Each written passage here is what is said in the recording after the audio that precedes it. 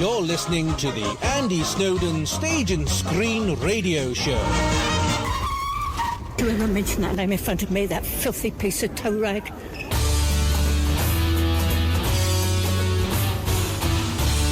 Yes, indeed, this is the Stage and Screen Show with me, Andy Snowden, here on 105 Calon FM, and coming straight ahead, Willie Armstrong of the Red Hot Chilli Pipers. Do not go anywhere. Oh, flight of stars. The Red Hot Chilli Pipers are a Celtic rock band from Scotland. Formed in 2002, they became popular internationally in 2007 after winning the BBC talent show When Will I Be Famous. This year they celebrate their 20th anniversary with a 20th anniversary tour, and I am so pleased to say I am joined on the line now by their founder member, Willie Armstrong. Willie, how are you, my man?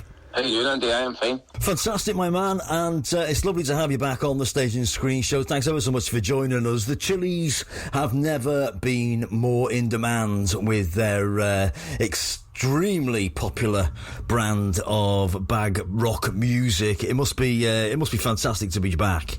Aye, back with a vengeance. That's what's just finished 2 months in America there. We get back yesterday. So everybody's moved on now and we're up and running full steam ahead. It must be phenomenal being back on the road again. It's something that you wouldn't imagine happening, really. No. At one point. It's a relief. Aye, it's a relief. And I thought, obviously when it first started, I was the same as everybody else. I thought, this will be a couple of months, and we'll have a wee summer and we'll get the barbecues going, and then, we'll be back to work. After it went on and on and on, I thought, I don't know if the band will ever come back. A lot of other things have happened, but I can always say, I don't want to sound as if I'm sounding off as a musician. A lot of people have lost a lot more than I have. Some people have lost members of their family. I'm totally fine. We were all I lost was a lot of money, so I'm happy with that. Yeah, marvellous. And did you use that time wisely, so to speak? Did you do any writing during that time? Yeah, we did. So we've got the live album done now. We recorded that. We're doing the Scottish shows. So a lot of new material there, and also we managed to get in and rehearse and record some stuff as well. But obviously that didn't happen till the very end when the restrictions were lifted. And you're quite well known, renowned really for being such a tight knit band. When you were spent so long apart, when you got back to rehearsals, did everything sort of click back okay, or was there a bit of rehearsal needed? I think there was rehearsal indeed. I think as well, quite a lot of us hadn't played. Quite a lot of the guys had to go and get other jobs. Guys were out driving vans and they were working in Tesco and all that, so their instruments were the last thing in their mind, and that had been happening for a good year right in the middle of it all. So it was nice to get back and see the guys again and then get it all up again and running. And I would be lying if I was to say we were show ready. We were a good way off that. I think it was a good week or two before we could anywhere near present ourselves to an audience. But I mean, it's not just the playing, I suppose. You have to be match fit, so to speak. That must take a bit of time. Yeah, again, a great question. I done after the first week of the American tour. I was shattered. I can't believe how much this takes out of me because when you're doing it all the time, you just your body just gets used to it. But my mouth is really sore because which is a strange thing to say, but because I play bagpipes, I've got a mouthpiece in my mouth all the time, so my mouth was sore, my teeth were sore, my arm was sore. But after 2 or 3 weeks, I don't think you can end up you do it in your sleep, Yeah. But after the first week, after all that length of time not playing, it was hard. But you were in the Navy, the fire service, so you're evidently a fit man. But I don't think people appreciate really, or even associate the fact that you need stamina to play the bagpipes. Yeah. I don't really think it's just the bagpipes, it's everybody, because when we're on tour, you need to realise that we do it every night, so the show must go on, and obviously you've got things to do. There's a wee bit of setup. We've got technicians that do the setup for us, and there's always people, in-house people that will do that, certain lifting and laying aspects, but you've still got to get there, so there's people, myself included, we need to drive, and after, you do a show, you need to get back into the talks to the next venue or the next hotel, and it goes on and on. So after a week or two, and my wife came out to sell merchandise for the last 3 or 4 dates, and she said she's glad she'd done that because she didn't realise how hard we all worked, because it's a full, you get up sometimes 7:30 in the morning, and that's you until 12 midnight. You know, there's no stopping. You're just driving, or you're getting set up, or you're doing your sound check, or you're doing your gig, or you're getting stripped out after the gig and loading the vans again and getting to the next venue. So it's hard work. And, you know, I take my hat off to all the musicians and all the bands who do that for a living, because people just see the bit on stage, you know, the 2 hours that they've been there on stage, but take away the bit before that and the bit after it, it's a whole day's worth of work. Yeah. It's definitely hard graft. Absolutely. And do you have to?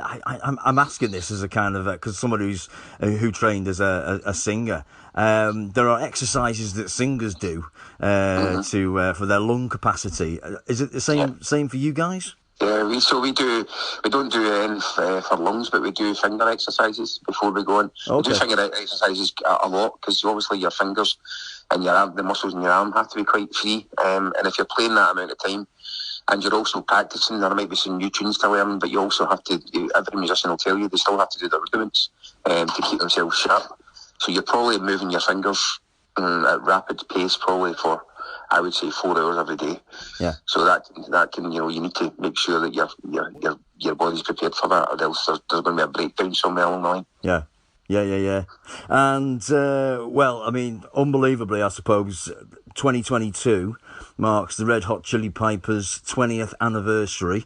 Are you shocked by that? I suppose I am. You don't really, kind of, when you're doing it, you don't realise how big it's getting sometimes. We used to, my daughter's the first one to tell us this. I used to say everybody, my dad's band used to play in my back garden. We did 20 years ago, and then all of a sudden we're playing in the Fuji Rock Festival with the Chemical Brothers in Japan. You know, so these things, in my brain, it was all very organic. It didn't really, there was no plan. It just grew and grew and grew. And I wouldn't say, I've heard a lot of people saying, you know, oh, I knew I was going to get to there, and I knew I was going to do this. I didn't have a clue. I don't think any of us did, because the bagpipes we play, you know, nobody would ever have thought that you could have taken the bagpipes to these big, massive stages and played your music there. But I'm just happy, you know, that, you know, you're able to do that, and I'm able to feed my family because I'm doing that. And again, I never take that for granted. I always say that to any up-and-coming musician, you know, you don't ever think that, you know, because you've learned how to play an instrument, you're going to be a rock star. It doesn't work that way. I think only 1% of people who can play an instrument have got to the level where they're able to make money out of it and pay their mortgage. Absolutely. And you're celebrating. You always seem to me to be a band that is almost constantly on the road. So would you consider this your 20th anniversary tour, or is it just a culmination of what normally happens? This is our 20th. We're taking it, obviously, because we've had the last 2 years to think about it as well. Yeah. So this is our 20th anniversary tour. We've put a lot of the stuff in that we used to play, so there's a lot of historic stuff from the back catalogue in the set list this time. And it is, you know, a lot. It's something that's quite a milestone to be in a band for that length of time and to watch it grow and grow and grow until we've got to where we are. Yeah, definitely. And you're on a world tour, and I've always thought, like everybody else, I suppose, that the bagpipes are a predominantly Scottish instrument. Yeah. Are they as popular in America, say, for example? It's hugely popular in America. I think the reason, there's a lot of expats. There's a big, in America, it's a strange thing that they're right into the Irish culture. So, like, for instance, in New York and Manhattan, there's something like 90 Irish bars in Manhattan, in the main part of New York. And there used to be one Scottish bar called the St Andrews Bar, just off Times Square, but I found out there last month that's closed now, so there is no Scottish bars. But the thing that I find in America, their culture, they'll always have a grandfather or a great-grandfather or somebody who comes from another part of the world, because essentially that is their culture. So there's a bigger, massive expat when it comes to Scotland and Ireland, and they have great Highland games there and all that, and they're right into their history. But another strange one, which I tell people all the time, Germany's huge for bagpipes. They call them the doodle sacks in Germany. And I spoke to a guy one night, and I was really enlightened. I said, I find it, you know, incredible that I look out at the audience. They play really big shows in Germany, like 2,000, 2,500 people, just to see the Red Hot Chili Pipers. And we were playing the Longhorn Club in Stuttgart, and it's a massive music venue, and this guy was fascinating me, and he was telling me all about how he had this, and he was part of the Michael Jackson tour when they go over to Germany in the mid-90s, and I was just totally fascinated. And then I said to him, why do I see people in the audience wearing kilts, and they're right into it, they know every part of my music catalogue and everything. He says that's because German people, they're a wee bit ashamed of what they've had before, so they'll cling on. And I thought, I've never thought of that. They're right into any culture which they love, and that's why it seems to be huge in Germany, and the doodle sacks especially. They love the doodle sack. So yeah. Wow. Well, I've learned something new there. Aye, me too. I couldn't believe it when he said that. I never thought of that. But the production value of a Red Hot Chili Pipers show is it's off the scale, really. It's a full-on rock show with played with an enormous amount of humour. Is that important to you? Yeah, I always say it's not a gig, it's not a concert, it's a show. And I think, by the way, not only am I a musician, I go and see a lot of live music, probably more than MDI know. I went to see Lady Gaga when I was in Las Vegas 2 weeks ago. We had a wee 3 days in Las Vegas. Lovely. And I saw her show. She's got the big 20-piece swing band with her and all that, and I just thought I was blown away.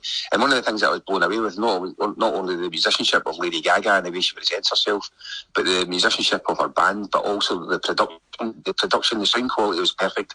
The lighting was perfect. The lighting, the way they presented to the show was perfect. So I take that very seriously, and when I look at something, when I go and see the show, like 1975, I saw them in the Hydro in Glasgow just before the pandemic started, so that was the last one I went to see.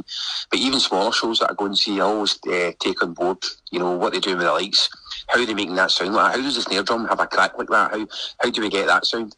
And throughout the last 20 years, we've managed to get it from nailed down to the nth degree, and that's cost us a lot of money. And even just the boards, the front of house board, the mixing board, the desk, and the monster desk, these boards are like 12 grand each, and we tour the 2 boards, so that's 24 grand just for equipment. That's just for the boards. Yeah. And we haven't even included the lights or the pay, the salaries for the musicians and also the engineers that are coming, and then the vans and then the hotels. So we put money into it and make sure that the crowd are never short-changed.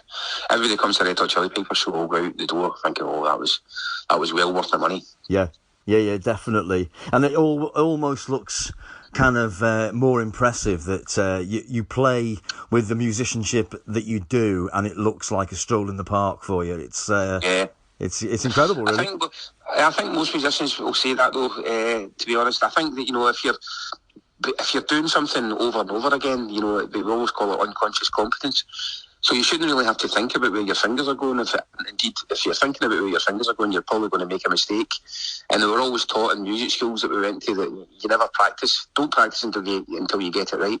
Practice until you can't get it wrong. And there's a big difference. There's hours and hours and hours of a difference there. If you can practice to learn how to play one tune, it'll maybe take you an hour. But if you tell me going up and play that tune in front of 1 million people, I would say, you need to give me another 100 hours at it, because I need to make sure I don't get it wrong. So all the musicians are the same, and we take it very, very seriously. And indeed, it would be remiss of us if we were to stand there and make it look as if we were trying, because that means we're not as practiced, as perfect as it should be. And the audience should always look up and see the joy in our faces, and that should be transmitted from the stage to the audience. Yeah. And everybody's interacting with each other, and I think that's one of the successes.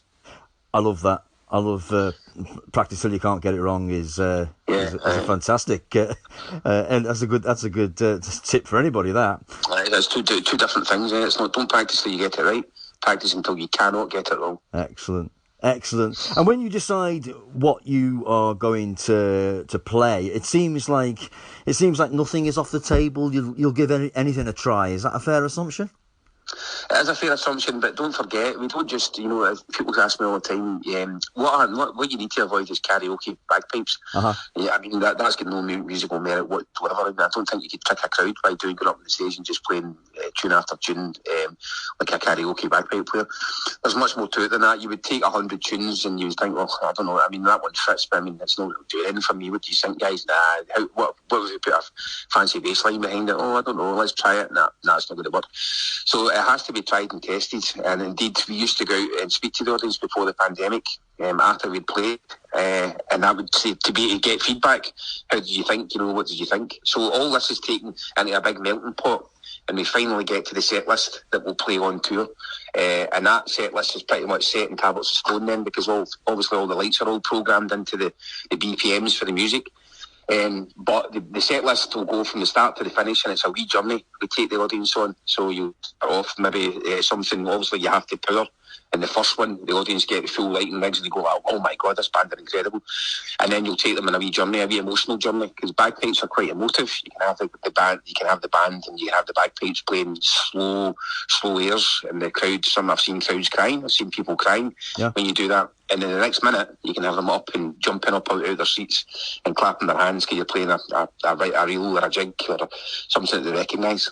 Oh yeah, I fully appreciate the how emotive they can be. It can make you so happy listening to it when you're doing your fast reels and stuff, and then you're almost breaking down in tears listening to a slow blues. Unbelievable. Well, Willie, it's an absolute treat to speak to you again, my friend. Thanks ever so much for that. That's great. You are Red Hot Chilli Pipers on your 20th anniversary world tour, coming to the Royal Northern College of Music in Manchester. That's the closest for us. That's on Sunday night. That's amazing. My son actually went to that college. It's a lot. I played there before. Oh no, I haven't. I can't remember the venue we played in Manchester, but that one's not ringing a bell. So I'm looking forward to it. I love going to new places. Yeah. And it must be great to play to places where, well, I presume a lot of students will come and watch music students, and they'll get a lot out of that, I'm sure. I'm looking forward to it. I'm sure that'll be a great gig. Fantastic. You take care of yourself, my friend. Thanks ever so much, and I'll speak to you again very soon. Yeah, no bother, mate. Catch you soon. Cheers. Thanks, Willie. Bye. Okay, right. Cheers. Bye. Bye.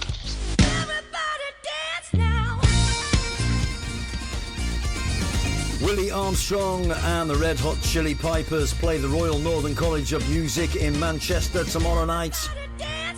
May the 1st. Go see him if you can. Wow, what a band.